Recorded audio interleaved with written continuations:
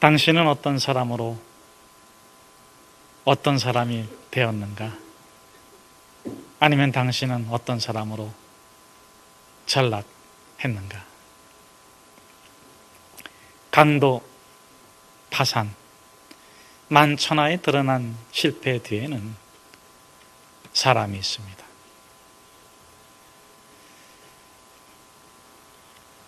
그러나 강도, 파산, 똑같은 일을 겪었음에도 불구하고 성공했다면 그 성공 뒤에는 선한 사마리아인이 있습니다. 성공한 사람들은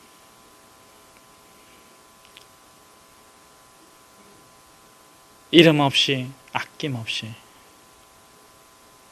어떤 사마리아인이 그 뒤에 있었기에 때로는 넘어지고 때로는 꺾어졌음에도 불구하고 치유받고 회복되고 새로운 도전으로 성공을 이룰 수 있었던 것입니다. 우리는 어떤 사람이 될 수도 있고 어떤 사람으로 전락할 수도 있습니다. 만약 우리가 실패 뒤에 있는 그 어떤 사람이 아니라 성공 뒤에 있는 선한 사마리아인으로 살아가기를 원한다면 우리는 코페르니쿠스의 유언을 마음에 되새겨야 할 것입니다. 수학자요, 천문학자이며 과학자인 세상에서 그 누구보다 성공했던 코페르니쿠스의 묘비명에는 이렇게 기록되어 있습니다. 나는 바울이 갖고 있는 특권을 구하지 않는다. 나는 베드로에게 주신 능력도 구하지 않는다. 나는 단지 십자가 오른편 강도에게 주셨던 용서를 원한다. 사람이 맛볼 수 있는 가장 큰 기쁨이 있다면 그것은 용서의 기쁨이 아니겠습니까? 용서받은 사람만이 악한 삶을 청산하고 더러운 삶을 깨끗이 하며 건강하게 거룩하게 새 생활을 누려나갈 수 있습니다. 그렇다면 누가 용서받아야 하겠습니까? 로마서 3장 23절에는 모든 사람이 죄를 범하였음에 하나님의 영광에 이르지 못하였다. 모든 사람, 그 누구든 용서받아야 합니다. 창조주 하나님께서 우리 인간에게 주신 가장 고귀하고 위대한 축복의 선물은 용서입니다. 그럼에도 불구하고 불행한 것은 대부분의 사람들이 자신이 얼마나 심각한 죄인인지를 알지 못한다는 것입니다. 오히려 자신이 올바르고 의롭다고 여깁니다. 용서하기보다는 비판하고 정죄하고 심판합니다. 그렇게 살아갈수록 마음이 기쁘고 내면의 평화가 깊어지는 것이 아니라 살아갈수록 외로워지고 고로워지고 살아갈수록 허무하고 살아갈수록 그 내면에 증오와 미움이 겹겹이 쌓이고 살아갈수록 그 영혼이 조금씩 비틀어지는 고통을 맛보고 있는 것입니다. 왜 이처럼 원하지 않는 결과에 봉착하게 되는 것일까요? 블레이즈 파스칼이 한 말이 옳습니다. 불행한 사람들은 가장 우선순위에 놓아야 할 것을 삶의 가장 마지막 가서야 깨닫게 된다. 가장 나중에 알게 되는 가장 중요한 것은 무엇입니까? 성공한 사람들의 7가지 습관을 쓴 스티븐 코비는 이렇게 말합니다. 불행한 사람들은, 실패한 사람들은 사소한 것에 목숨을 건다. 그러나 성공한 사람들은 급한 일에 우선순위를 두는 것이 아니라 중요한 일을 먼저 행한다. 그렇다면 삶의 우선순위에 되어야 될 중요한 것은 무엇일까요? 세상의 큰 일에 놀라고 시간을 다투는 급한 일에 가슴을 조이며 사는 현대인들에게 거대한 기업, 거대한 세력, 거대한 자본에 짓눌려 작고 작은 자신으로서는 도무지 제대로 살아갈 수 없다고 느끼는 현대인들에게 예수님이 말씀하십니다. 가난한 집에 태어난 것이 자신이 지울 수 없는 죄처럼 느껴지고 작은 일터에서 땀을 흘리며 바등바등 일하는 것에 심각한 죄책감을 갖는 우리 청년들에게 아기를 등에 업고 가슴으로 울고 있는 엄마에게 불행 속에서 행복을 찾는 이들에게 예수님이 말씀하십니다. 작은 자야, 안심하라. 내 죄사함을 받았느니라. 우리 1절과 2절의 말씀을 같이 읽도록 하겠습니다. 예수께서 배에 오르사 건너편 본 동네에 이르시니 침상에 누운 중풍병자를 사람들이 데리고 오거늘 예수께서 그들의 믿음을 보시고 중풍병자에게 이르시되 작은 자야 안심하라 내 죄사함을 받았느니라. 본문에서는 중풍병자가 예수님께 오는 것이 압축되어 설명되어 있지만 다른 복음서에 보면 자세히 설명되어 있지요. 마가복음 2장에 따르면 수일 후에 예수께서 다시 가버나움에 들어오시니 집에 계신 소문이 들린지라 많은 사람들이 모여서 문 앞에라도 들어설 수 없게 되었는데 예수께서 그들에게 도를 말씀하시더라. 사람들이 한 중풍병자를 4사람에게 메워가지고 예수께로 오세. 무리들 때문에 예수께 데려갈 수 없으므로 계신 곳에 지붕을 뚫어 구멍을 내고 그 중풍병자의 누운 상을 달아 내리니 예수께서 그들의 믿음을 보시고 중풍병자에게 이르시되 작은 자야 내 죄사함을 받았느니라 하시니라. 어떤 사회든 장애우로 산다는 것은 부끄럽습니다. 특별히 예수 당시 팔레스타인에서 유대인으로 장애인으로 산다는 것은 치욕입니다. 왜냐하면 그들은 질병과 죄를 연관시키고 있기 때문에 그렇습니다. 라피드는 이렇게 말하는 것을 거침없이 가르쳤습니다. 질병은 죄다. 죄값을 치러야만 병이 낫는다. 더욱이 중풍병은 어떤 병입니까? 부도덕한 삶의 결과라고 그들은 그렇게 정의했습니다. 그러니 중풍병자가 길거리로 나오고 많은 사람들의 구경거리가 되었을 때 얼마나 창피했을까? 얼마나 부끄러웠을까? 육체의 질병보다 더 아픈 질병이 있다면 자신의 존재가 환영받지 못하고 있다는 느낌,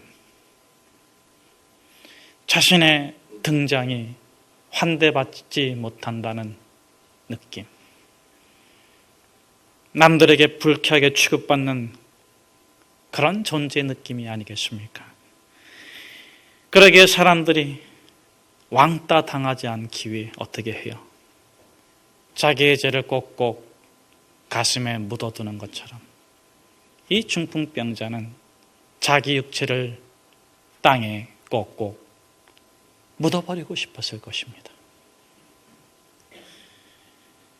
그럼에도 불구하고 어떻게 예수님께 신고까지 왔지만 차갑게 쪼려보는 눈빛, 천대받는 자신의 존재를 느끼면서 무겁게 후회하고 있습니다. 그래, 내가 집에서 나오는 게 아니었는데, 그래, 내가 길거리로 나오는 게 아니었는데. 이 중풍병자가 집으로 꺼져야 하는 이유는 분명했습니다. 첫째, 사람들이 너무 많아 발 디딜 틈도 없습니다. 둘째, 예수님께서 도를 전파하고 계셨습니다. 셋째, 아무도 관심을 갖고 있지 않습니다. 거기에 들어선 중풍병자의 존재란 남을 불편하게 하는 불필요한 존재일 뿐입니다. 그러나 이 중풍병자에게 4명의 친구가 있었습니다. 우리는 어떻습니까? 잘 나가고 쓸모있고 가치있고 한턱 낼 때는 친구가 많은 것 같은데 아프고 병들고 괴롭고 누워있으면 어떻습니까? 혹자는 이렇게까지 말합니다. 대부분의 사람들이 죽으면 관을 메어줄 사람이 6은 있지만 살아있을 때 들 것을 메어줄 4명의 친구는 거의 없다. 그러나 적어도 함께 수치를 받고 함께 능력을 당할 4명의 친구가 이 중풍병자에게는 있었습니다. 당신은 어떻습니까? 진정한 친구가 있습니까? 주변의 사람들이 당신이 떠나갈 때 당신에게 조용히 다가와 손을 잡아주는 친구가 있습니까? 나도 내 자신을 포기하고 싶을 그때 나를 포기하지 않는 친구가 있습니까? 이 중풍병자의 친구들은 포기하지 않습니다. 기회는 있을 때 붙잡아야 합니다. 기회는 다음을 약속하지 않습니다. 4명의 친구들은 사소한 것이 아니라 중요한 일을 합니다.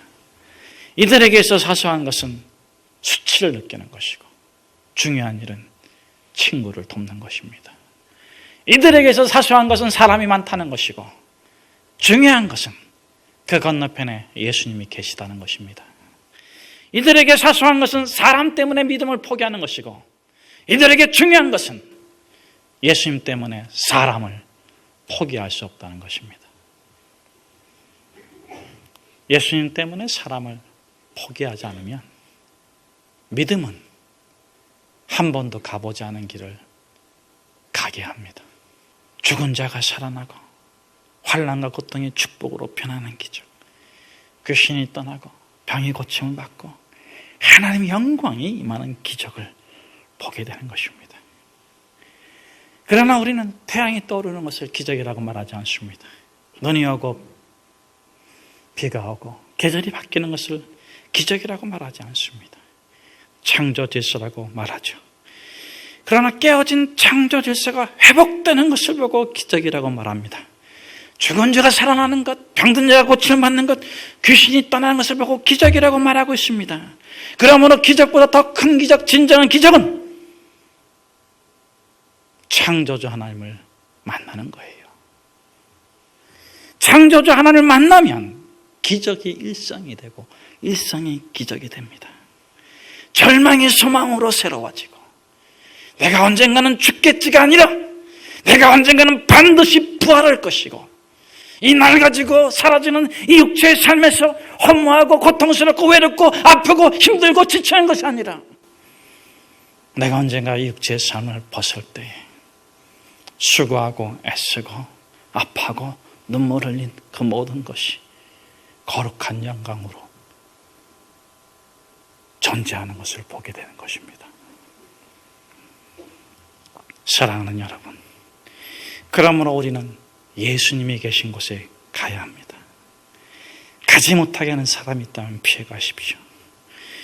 가지 못하는 게 장벽이라면 넘어가십시오. 그런데 지붕이라면 어떻게 하겠습니까? 한 번도 가보지 않은 길이라면 어떻게 하겠습니까? 꽉 막혀있는 현장이라면 어떻게 하겠습니까? 여러분, 금을 찾는 것처럼, 음을 찾는 것처럼 뜯어서라도 그곳에 가시겠습니까? 그렇다면 구하십시오. 찾으십시오. 두드리십시오. 그러면 열릴 것입니다. 밖에서 어떤 일이 일어나고 있는지 안에 있는 사람들은 전혀 알지 못했습니다. 마가복음에 따르면 병들고 마음이 아픈 사람들이 예수님의 설교를 듣고 있었습니다. 또 예수님을 시기하고 미워하고 죽이려고 하는 무리들도 증오의 눈빛으로 예수님을 주목하고 있었습니다. 예수님은 증오의 눈빛도 보시고 아픈 가슴도 보십니다. 그러나 누구든 예수님과 눈빛이 마주치면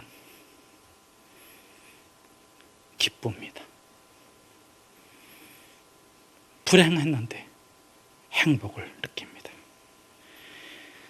사람들은 그 거룩하고 건강한 만남을 깨뜨리고 싶지 않습니다. 그 무엇에도 방해받고 싶어 하지 않았습니다. 그런데 어느 한순간 우지직 지붕이 뚫어지고 요란한 부스러기들이 쏟아졌습니다. 어떤 사람은 겁에 질리고 어떤 사람은 불쾌했고 어떤 사람은 화가 났고 어떤 사람은 당황했습니다. 그러면 지붕에서 떨어진 중풍병자는 어땠을까요? 결과가 이렇게까지 될 줄은 몰랐겠죠. 모든 사람이 불쾌하고 회개한 존재로 자기 자신을 쳐다보고 있는데 정작 자신은 아무것도 할 수가 없습니다. 죄송합니다. 미안합니다. 그 말 한마디조차도 못합니다. 그 가운데 떨어진 중풍병자를 보고 사람들은 이제 사소한 것에 목숨 걸기 시작합니다. 모래암, 소란, 뿌연, 먼지. 그러나 주 예수 그리스도께서는 중요한 것을 보고 계십니다. 첫째, 친구들의 믿음이었습니다. 상황은 무례했어요. 거칠고 혼란스러웠어요. 주님은 상황에 반응하지 않으십니다. 믿음을 찾으시고 믿음을 보십니다. 이들이 참마음으로 원하는구나. 이들이 진정 이 세상적 가치로 무가치 않은 이 중풍병자가 깨끗함을 받기를 진정 믿고 있구나. 사랑하는 여러분, 우리 주 예수 그리스도는 형편을 따라 일하지 않으십니다. 상황을 따라 일하지 않으십니다. 믿음을 따라 역사하십니다. 둘째, 예수님이 보시는 중요한 것은 깨어진 지붕이 아니라 깨어진 중풍병자의 마음이었습니다. 예수님은 당신의 외모에 관심이 없으십니다. 예수님은 당신의 물질에 관심이 없으십니다. 예수님은 당신의 상한 마음에 관심이 있으십니다. 예수님은 99마리의 양을 두고서라도 한 마리 양을 찾아가시는 선한 목자이십니다. 예수님께서 그 중풍병자에게 이렇게 말씀하십니다. 작은 자야, 안심해라. 그 말은 이런 의미였습니다. 걱정하지 마라. 용기를 가져라. 나는 너를 환영한다. 한 번도 병에 걸리고 나서 한 번도 환영받아 보지 못했습니다. 언제나 자신의 죄가 무엇인지도 모른 채 불안해하고 두려워하며 살아왔습니다. 그런데 만왕의 왕이시오 만유의 주이신 주님께서 자기 존재를 환영해 주십니다. 작은 자야, 안심해라. 중풍병자는 그만 눈물이 터지고 말았습니다. 뜨거운 눈물이 두 눈에서 흘러내립니다. 여러분의 가슴에는 감춰진 눈물이 없습니까? 울고 싶은 때가 없으십니까? 눈물이 없는 게 아니겠지요. 올 수 있는 따뜻한 품이 없는 것이 아니겠습니까? 염려하고 불안해하고 초조하고 근심이 되지만 약한 모습을 보여주면 먹이처럼 잡아먹으려는 이 거대한 세상 앞에서 독하더라도 강해져야 되고 단절되더라도 강해져야 되고 눈물을 보여서는 안 되는 이 세상에서 예수님께서 두 팔을 벌려주십니다. 사랑하는 아들아, 사랑하는 딸아, 예수님이 벌리신 두 팔은 십자가입니다. 사랑하는 여러분, 예수님은 사소한 것은 지나가게 하십니다. 불평, 원망, 사람들의 욕지거리, 중요하지 않은 것은 통과시키십니다. 그런데 중요한 것은 꼭 붙잡으시고 들여다보시고 귀 기울이시고 그 마음의 깊은 곳까지 살펴주십니다. 여러분, 그렇다면 이 순간 예수님에게서 가장 중요한 게 뭡니까? 이 순간 예수님께서 가장 중요한 게 뭡니까? 작은 자야, 안심해라. 너 죄사함을 받았느니라. 예수님께서는 그 중풍병자에 눌리고 억압받고 고통당하는 마음을 풀어주십니다.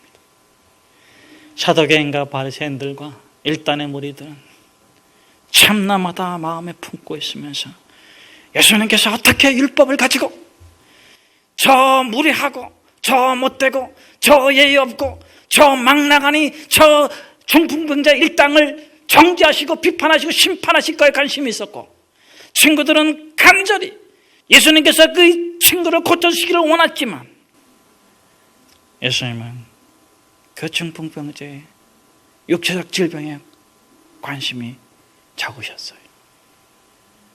그 영혼에 큰 관심을 갖고 보신 것입니다. 예수님께서는 더 중요한 문제를 다루셨어요. 질병의 문제가 아니라 영혼의 문제. 사랑하는 여러분, 여러분들의 죄의 문제는 해결되었습니까? 감상적 용서는 우리 인간이 할 수 있지만 근원적 용서는 우리 인간의 몫이 아닙니다. 오직 예수 그리스도만이 할 수 있는 거예요.